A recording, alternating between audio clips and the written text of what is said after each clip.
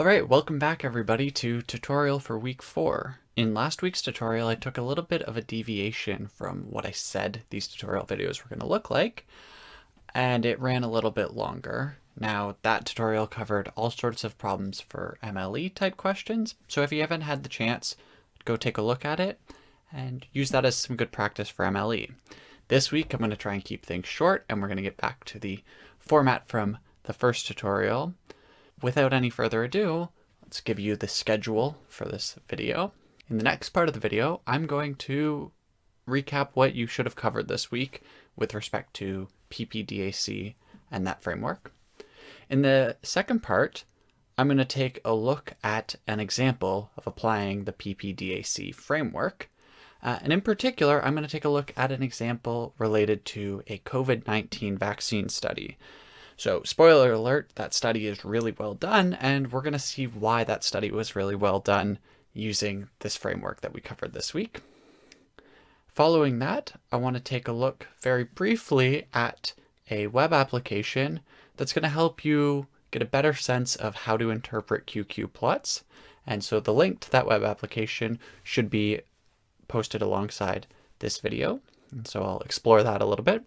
And then finally, I will come back here, let you know what you have to look forward to for the next week. So without any further delay, let's get into the tutorial.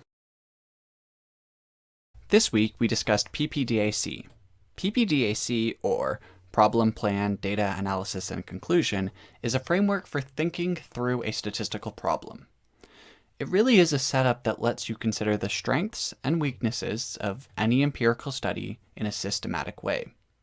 In this course, we will predominantly use PPDAC to critique or think about existing research, but it's also a useful planning tool for future research, as the case study demonstrates. The problem is categorized as one of descriptive, causative, or predictive. The statements of the problem describe what the researchers are interested in learning. You should be able to identify what type of problem any example is. We then discussed the target population, or target process, the study population, or study process, and the sample. The target population is the full set of units which the study is theoretically interested in. The study population is the full set of units that could theoretically be included in our study, and the sample refers to the set of units that were actually selected for inclusion in the study. You should feel comfortable identifying what is the target population, study population, and indicate the sample for any given example. We brought back the concepts of variates and attributes from Chapter 1. Note that our problem statements are ultimately questions regarding attributes in the sample. Again, given an example, you should be able to indicate which variates are of interest and which attributes we compute for those variates. The sampling protocol was introduced as the mechanism by which units are selected from the study population. The number of units that are selected is referred to as the sample size. We also discussed types of biases: study error, sample error, and measurement error. Study error stems from differences between the target population and the study population. Sample error stems from differences between the study population and the sample. Measurement error refers to situations where the measured value differ from the true underlying values. You should be able to point out possible causes of these errors, particularly in the interpretation of conclusions from a study, and use these ideas to accurately characterize the limitations of any empirical research. This chapter is a fairly conceptual chapter, and it's one that provides a way of thinking more than anything. It's important to work through the examples provided and consider how the PPDAC framework can be used in practice. I would also encourage you to think in these terms when you experience statistics outside of Stat 231. In the next section, we will consider PPDAC applied to a COVID-19 vaccine trial. In that part of the tutorial, I hope to be able to show you how we can use this way of statistically thinking to accurately interpret the results of the study and move beyond a lot of the false information that's being spread regarding these trials. The pandemic has certainly made doing work weird. That's why I'm sitting here in my closet recording this video instead of in a classroom with you all right now. 3 points on that. First, I apologize if this video is less entertaining than it could be. I promise that I'm actually an engaging person IRL. Second, I apologize if it looks like I'm reading off of a script right now. I actually am reading off of a script. It's in an effort to keep this video shorter than the last one. I have this bad tendency to ramble on and on. And third, COVID has mostly made things hard, so I figured that I'd use this example as a place to share some good news in that regard, to hopefully brighten this pandemic day just a little bit. So you'll often see that PPDAC is an effective tool for being critical of shortcomings in studies. I think that it will be helpful to consider PPDAC to investigate a well-conducted study that has been discussed effectively in the media, the efficacy for the Moderna COVID-19 vaccine. We'll use the framework to combat some of the criticism that these announcements have received, particularly by people on my social media. Let's walk through the study using our framework. The link should be available on the course website, and please let me know if I forgot to post it. It will also be helpful to consider the protocol document, which is also posted on Learn. Now, this is a huge document, it's 307 pages, but it fairly explicitly walks through the PPDAC framework. So let's start with the problem. The study document says, quote, "The coronavirus efficacy phase 3 trial was launched in late July 2020 to assess the safety and efficacy of the mRNA 1273 vaccine in preventing SARS-CoV-2 infection."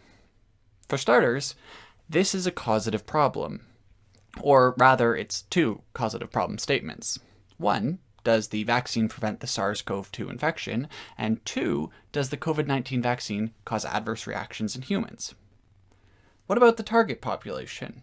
It may not be clear from the paper directly, but the provided protocol document makes it obvious that the research has a target population of adults aged 18 years and older in circumstances at a high risk of SARS-CoV-2, but without medical conditions that pose additional risk of developing severe disease. Now, notably, this population excludes, and I'm quoting here, those previously infected or vaccinated for SARS-CoV-2 or with a medical condition, on treatment that poses additional risks, including those requiring immunosuppressants or immune-modifying drugs, or SARS-CoV-2 pre-positive. It also excludes children. Now, at a high risk of infection is a characterization that is left up to the judgment based on the current pandemic situation. And as a general rule, the study seems to treat most individuals living in an area where COVID is present as at a high risk. This criteria implicitly has a temporal exclusion to it.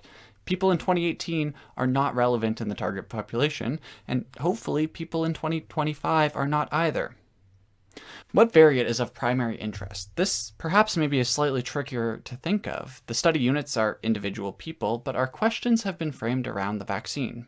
Still, if we think about an individual who becomes infected or does not become infected, who used the vaccine as a variant, this is of primary interest.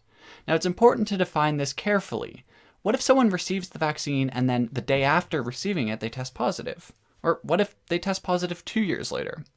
In this study, they are looking at the onset of symptomatic COVID-19 at least 14 days after receiving the second injection.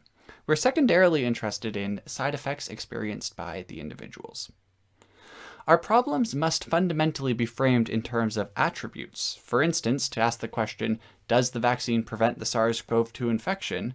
We need to define an attribute, which is a function of variates, to use in our answer. We could, for instance, consider the proportion of people who received the vaccine who contracted the virus. This is not the most ideal attribute to consider, since the infection proportion alone is not a useful indicator of efficacy. We need some sort of baseline to compare that to. Instead, and this is jumping slightly ahead, we will use vaccine efficacy, which is defined in the difference between the infection rate in an unvaccinated group and in the vaccinated group divided by the infection rate in the unvaccinated group.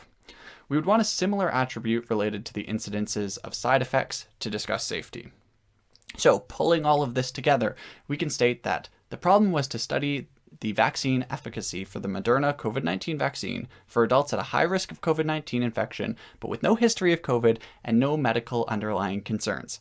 A secondary problem of determining vaccine safety for adults in the target population is also desired. These problems are causative since the researchers are interested in the effects of receiving the vaccine on rates of infection and side effects in this population.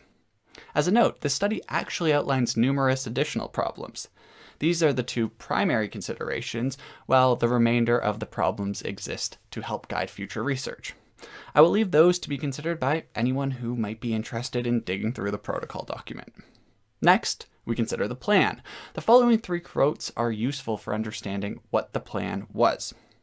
This Phase 3 randomized, observer-blind, placebo-controlled trial was conducted at 99 centers across the United States.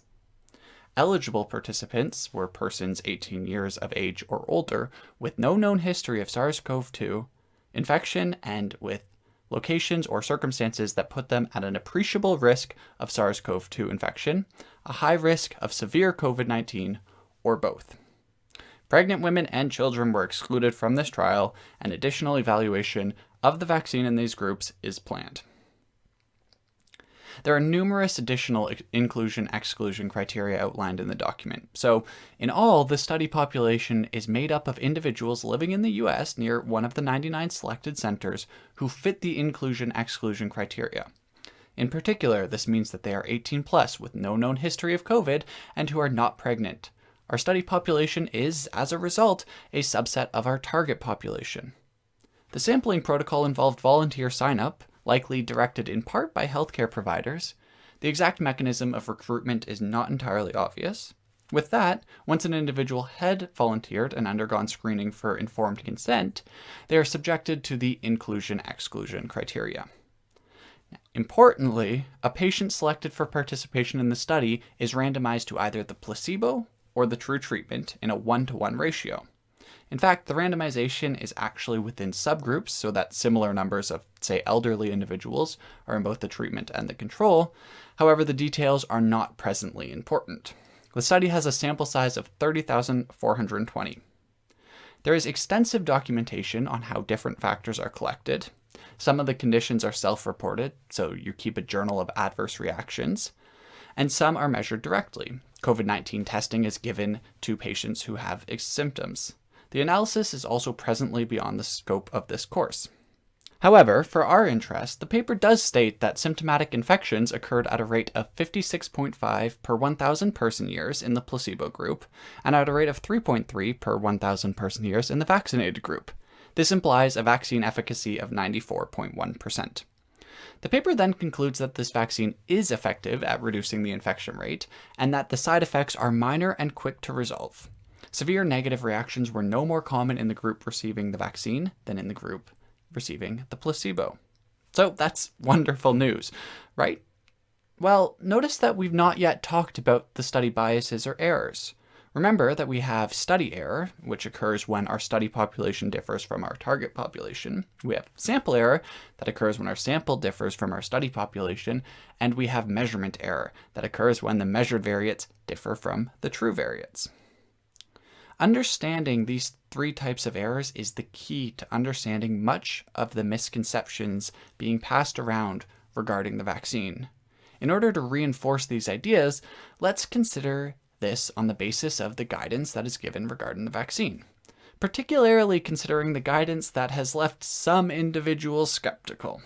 So you might hear someone say, the vaccine is useless since we will still need to continue to wear masks, socially distance, and abide by the restrictions that have been put in place. Now, this is a particularly common sentiment that causes a lot of anger on my Facebook feed. From the concepts covered in this chapter and using the PPDAC framework, can we determine why this clarification is important? The answer is simply study error. The target population is all adults at risk of COVID-19, but the study was being conducted in the US in a population with lockdown, social distancing, and masking in use. It may be the case that the vaccine is effective when these precautions are not taken. However, this study cannot tell us that. As a result, we need to be mindful of the considerations of study error and realize how they affect the conclusions that we can draw. You might also hear that the vaccine does not provide long-term immunity, and so it is useless.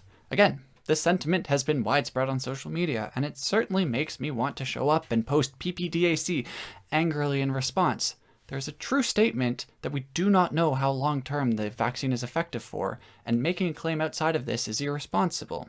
However, this fundamentally has to do with the difference between the sample and the study population. The problem is that, up until this point, the sample has only been observed for a relatively short period of time, a number of months, say. As a result, vaccine efficacy, an attribute of the sample population, refers to a different trait than vaccine efficacy when considered over the study as a whole. We may be worried that there is the presence of sample error, that the vaccine is effective over the study window, but not beyond it. You might also hear, the vaccine only prevents COVID symptoms, not COVID itself. This claim requires further unpacking. It's rooted in the true fact that outcome being measured was symptomatic cases of COVID-19, which was defined based on the presence of symptoms in certain combinations in addition to a positive COVID test. This was a carefully selected variant, one that was decided on before the study started. It may be the case that medical experts are more concerned with symptomatic cases, since if we ignore the impact of spread, symptomatic cases are the more concerning outcome. But I do not claim to be a medical expert, and so I cannot say for certain the medical rationale with selecting this outcome. However, I do spend a lot of time looking at measurement error. And looking at this decision through the lens of measurement error makes a lot of sense. Tests for COVID-19 are very accurate. The ones used in the study are such that over 95% of the time a patient who is positive will test positive, and over 95% of the time that a patient who is negative will test negative. However, this does not mean that 95% of people who test positive are positive. In fact, and this is a Bayes theorem question from Stat 230, so take a look at the example on page 59, a positive test of a randomly selected individual would have somewhere between a 30% and 70% chance of being a true positive. Put differently, if all of the patients in the sample were tested regardless of the presence of these symptoms, we would expect somewhere between 30% and 70% of the positives to be false positives. This is a really bad measurement error problem. There are ways of avoiding this. You could test people a number of times in a row and require, say, 4 positive tests in a row to get near 95% accuracy on this reporting. Alternatively, you can consider only those who have symptoms present. In this population, COVID is far more frequent, and as a result, the testing accuracy increases dramatically. This is not perfect still. There is always the possibility of false positives or false negatives. This results in measurement error concerns. However, by screening for symptomatic patients, we increase the rates of correct identification, and we do so significantly. Testing everyone would have led to dramatic measurement error concerns in this study. So to recap, in order to avoid study error, healthcare experts have made sure to give clear guidance that we continue with the precautions that are presently in place, at least until we can be more confident that study error is not present. To avoid sample error, we avoid making claims about the long-term efficacy and restrict the claims to only that observed within the sample. Luckily for us, these studies are all ongoing. The sample attributes are changing over time to more closely reflect the study population, and as those change, our guidance regarding the vaccine will change too. Finally, to avoid dramatic concerns with measurement error, we consider only cases of symptomatic COVID. Additional analyses on the data suggest that the vaccine might be effective against COVID more generally, but we need to be very careful interpreting those results. Until we have the resources to more carefully design an analysis to account for the possibility of error, we shift our outcomes to be quantities which can be more readily measured. The study is a well-designed study, and the medical community has been very careful to interpret it and the other related studies correctly. This provides a fresh perspective on PPDAC, where often we use it to be critical of the study. I also hope that this conversation has done something to help lift your spirits regarding the COVID-19 situation. It's been a very rough time, certainly, but I can say that as a statistician looking at these results, there is reason to be optimistic. We have to be careful about how we frame that optimism. We do want to stick to the core PPDAC principles, of course, but this is one way that the knowledge in Stat 231 may help you in your life right now. You can feel good about where we are headed. This app, which is available on the course website, will help you build an intuition for dealing with QQ plots. So I'll take a quick look at some of the interpretation that we could do with this app, but I'd encourage you to open up your course notes and take a look at this app alongside them to help build your own intuition. So what we have is this left-hand panel where we get to select our distribution, a sample size, and the number of bins to display on the histogram. Then in the middle, we have the histogram with a normal density overlaid on top of it, as well as some summary statistics computed beneath. And then we have the QQ plot of our sample versus the theoretical Gaussian 0, 1. So if we start with the normal distribution, and I've started with a sample size of 2000, so it's a fairly large sample, we can see that the histogram looks approximately normal. Right? It tracks very nicely with the density. And we can see that the sample statistics are what we would expect. So in particular, I'm considering the skewness, which we'd expect to be around 0, and it is, and the kurtosis, which we'd expect to be around 3. Now, if I look over at the QQ plot, you can see that almost perfectly all of the points are along the line that we have here. So the question then becomes, what would happen if we change the distribution to be a uniform? Now, if you've looked through the course notes, you know that the uniform distribution produces a QQ plot that's an S-shaped curve. What we mean by that is, and I'll flick over to the uniform here, that at the start of the curve, we have this very low slope. So things are almost flat at the beginning of the curve, and at the top of the curve, things are almost flat. And then throughout the middle, it tracks fairly nicely. So there's a couple of ways of thinking about this. The first is you can see from the histogram here that we have these abrupt cutoffs at the minimum value and at the maximum value. Right? So the normal distribution, for instance, continues sort of off to negative infinity or off to positive infinity and just gets lower and lower, whereas with the uniform, we sort of hit this wall and just stop. So we can see that by looking at this tail, which just stops here at 0, right? It just flattens out entirely to 0, and the same thing happening at 1. Another way of thinking about this is to consider that the uniform distribution has quantiles which are evenly spaced out across its entire range. The normal distribution, on the other hand, has quantiles that are further spaced out in the tails, so the quantiles are making bigger steps in the left and right tail, and then it becomes more evenly spaced out throughout the middle of the curve. Because of that, what we see is that in the lower tail, so on the left-hand side here, the uniform distribution, which is represented by values on the y-axis, remember, is stepping uniformly where each normal distribution step, so steps along the x-axis, is quite a lot larger. What this means, if you're thinking about it in terms of the slope between successive points, is that the steps in the x direction are much larger than the steps in the y direction, or that we have a low slope. When both of them are uniform together, our slope approaches the value of 1, so we fall along this line properly, and then in the upper hand of the tail, when the uniform is still uniformly spaced, but the normal becomes larger spaced again, our slope levels off. Okay, so you can think about it either in terms of the histogram and mapping the histogram onto the QQ plot, or you can try and imagine what the quantiles of the distribution look like.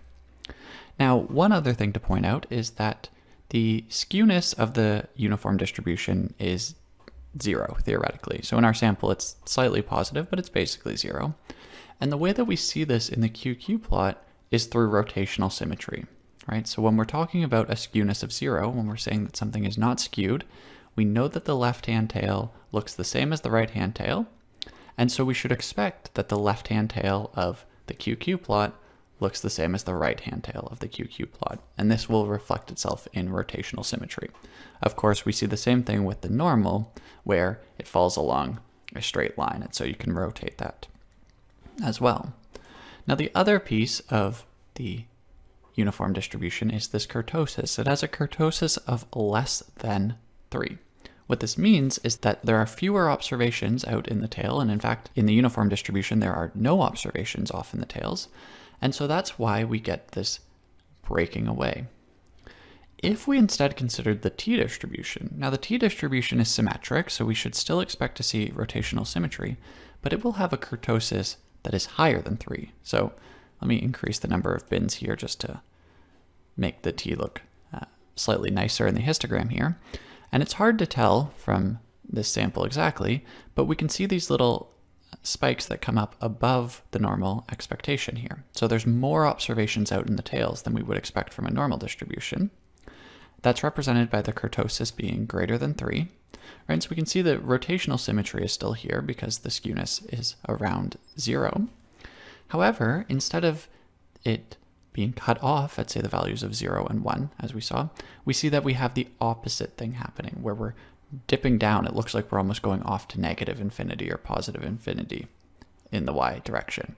And the reason is that when we start getting out into the tails, the t-distribution is going to be taking far larger steps than the normal is. It's outpacing the normal in that regard. And so because of all of these tail observations exist, where they are more frequent in the extreme values than you'd expect in the normal, we see that reflected by these being more negative than the normal line would expect. Or in the positive tail, we see them being more positive than we'd expect. Okay? And so you can do a similar thing with the exponential or the negative log normal, which are both non-symmetric distributions. And so it's fun to look at how this positive skewness or this negative skewness reflects itself in the QQ plot, and also taking a look at mapping out the similar logic with the kurtosis. So I'd encourage you to play around with that and look at the course notes, and of course ask any questions if you have them. The other thing that I'd encourage you to play around with is changing this sample size. So I'm back on the normal distribution here, and we can see that with 2,000 samples, things look very good. But what if I drop this down to 20? And I'm going to have to drop these number of bins, so I'll drop the bin size down to, say, 4 even. Right? We can see that, of course, with a sample size of 20, it's less normal looking. But in particular, what I want to point out is that this QQ plot starts to look a lot less reliable. So if I continually resample, you can see sometimes we have fairly good looking QQ plots, and other times they may look very nonlinear. And so when our sample size is sufficiently low, we have to be careful with the interpretation. The patterns we're expecting to see may not be obviously present. So I'd encourage you to play around with these different distributions, try and work through the logic based on the skewness and the kurtosis, and consider what the sample size does to the interpretation of the QQ plot and of the histogram, and to do this alongside your course notes to hopefully build up your intuition. All right, well, thank you for coming to the tutorial this week. I hope that it was helpful for you. I hope it gave you a better sense of how we might go about using the framework, and that the QQ plots are going to be useful for interpreting those in this course and beyond. For the next week, a couple of reminders. Reminder that assignment number 3 will be due next Friday, along with quiz number 4. And over the next week, the content being covered in the course has to do with point estimators and interval estimation. Now, these are both really important concepts in statistics. A lot of what we do in statistics, whether it's in this course or in future statistics courses that you might take, or for instance what I do in my research, has to do with estimators and interval estimation. And so these are really fundamental ideas that it's important to get a grasp on. Now, they're a little bit more mathematical, so it might be reminiscent of week 2 rather than the weeks 1 and 3 material that are more conceptual. And I think that some of the ideas can be quite challenging to get your head around the first time, particularly with respect to interval estimation, where we start feeling like we're talking about probabilities again, but we're not in a probability course, and so everything's just a little bit different than you might be used to. I think one thing that's important to keep in mind is that an estimator is a random variable. And so keeping that in mind as you read through the material and reminding yourself continuously that the estimator is a function of random variables, therefore it's a random variable itself, will hopefully give you a better intuition for what's going on, because you can apply all of your knowledge that you have about random variables to the estimators themselves. So that's just one thing to keep in mind. If nothing what I've said so far makes any sense, well, hopefully it will when you get the chance to see that material. And next week I'll come back here, I'll make another tutorial where I'm sure we'll explore some of those ideas in more detail. As always, if you have any questions, please reach out to me via email or to the instructors over Piazza, and have a wonderful week.